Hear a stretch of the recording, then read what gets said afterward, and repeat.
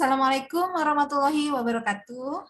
Saya Rika Maulida. Pada saat ini saya ingin menjelaskan bagaimana cara menggunakan aplikasi AppSheet-nya. Oke. Nah, bisa di komputer, bisa juga di HP. Kita buka dulu Google ataupun Mozilla. Lebih bagus sih Google. Kita buka ya. Nah, kita klik di atasnya, tempat untuk mencari itu alamatnya. Alamatnya itu s.id/mutu.depham. Enter. Nah, udah keluar kan? Sudah keluar, sekarang kita coba menginput data. Kita menginput, yang pertama itu adalah, kita coba dulu rawat inap.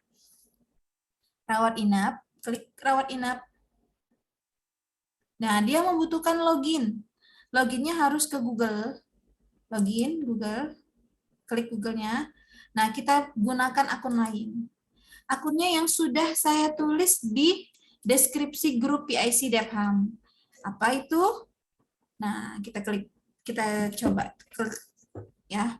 Itu mutu Depham gmail.com. Berikutnya kita masukkan sandinya. Depham 1971. Nah, itu Depham 1971. Klik berikutnya.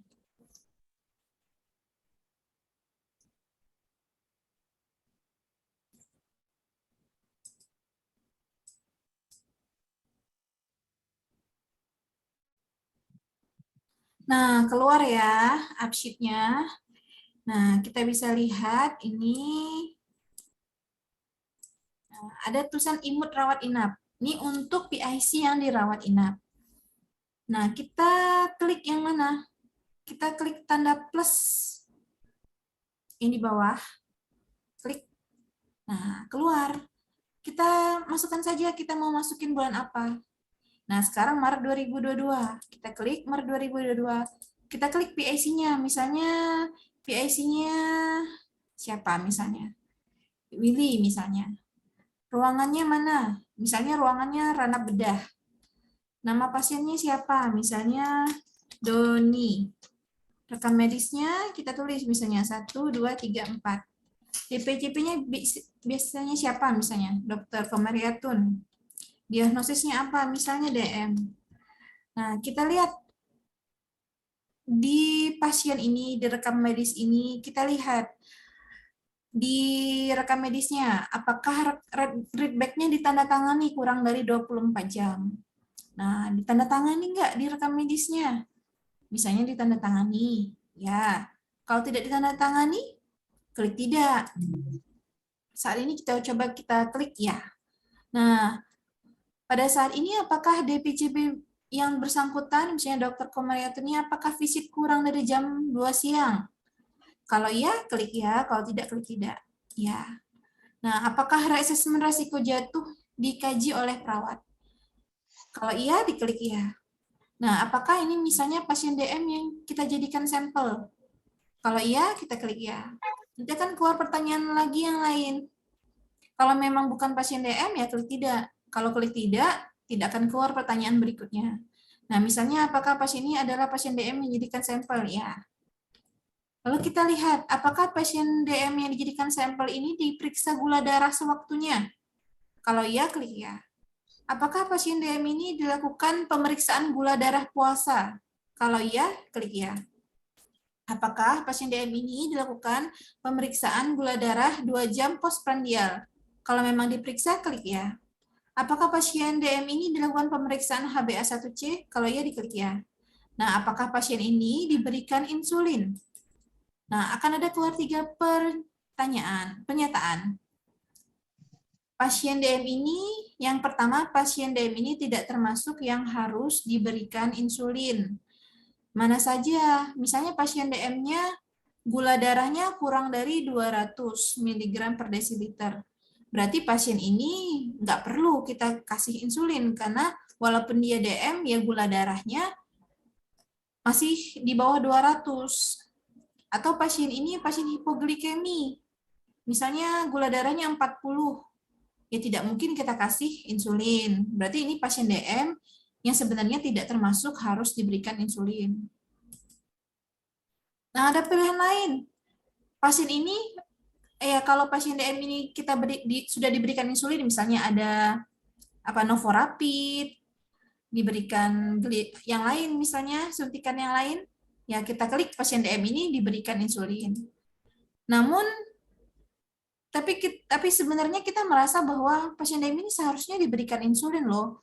Gula darahnya udah 300, udah 400, tapi nggak diberikan insulin. Nah, baru kita klik yang terakhir. Gitu. Terus kemudian pertanyaan selanjutnya, apakah pasien DM ini terduga TB atau akan dilakukan operasi? Misalnya pasien DM ini dengan TB, ya klik ya. Atau pasien ini pasien DM tapi akan dilakukan operasi debri deman. Nah, kita klik iya juga. Tapi pasien ini pasien DM, tapi ya pasien DM ini bukan pasien TB, juga bukan harus dilakukan operasi, ya klik tidak. Kalau tidak akan keluar pertanyaan selanjutnya. Tapi kalau pasien ini terduga TB dan juga harus dilakukan operasi, maka kita klik ya. Lalu kapan pasien DM ini akan dilakukan fototoraks? Maksudnya sejak berapa lama? Kita klik. Nah, kurang dari 36 jam sejak dirawat, lebih dari 36 jam sejak dirawat. Berarti misalnya dia dirawat tanggal 3, misalnya tanggal 3 Maret dirawat. Kalau dia dilakukan pemeriksaan fototorak tanggal 5 Maret, berarti itu kurang dari 36 jam. Namun kalau misalnya dia dirawat sejak tanggal 3, tapi dilakukan fototoraknya tanggal 8, berarti itu lebih dari 36 jam sejak dirawat. Nah, kemudian pertanyaan selanjutnya adalah pasien DM ini apakah akan dilakukan operasi TB deman? Kalau ya, klik ya. Kalau tidak, tidak. Kalau iya, itu akan keluar pertanyaan selanjutnya. Jika ya, kapan dilakukan operasinya? Nah, kurang dari 4 hari sejak dirawat, lebih dari 4 hari sejak dirawat. Misalnya dia dirawat tanggal 1, dia dioperasi tanggal 3. Berarti itu kurang dari 4 hari sejak dirawat. Namun kalau misalnya dia dirawat tanggal 1, kemudian dioperasinya tanggal 6, berarti itu lebih dari 4 hari sejak dirawat.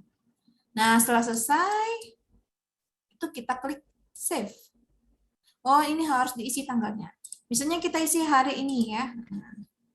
Baru kita klik save.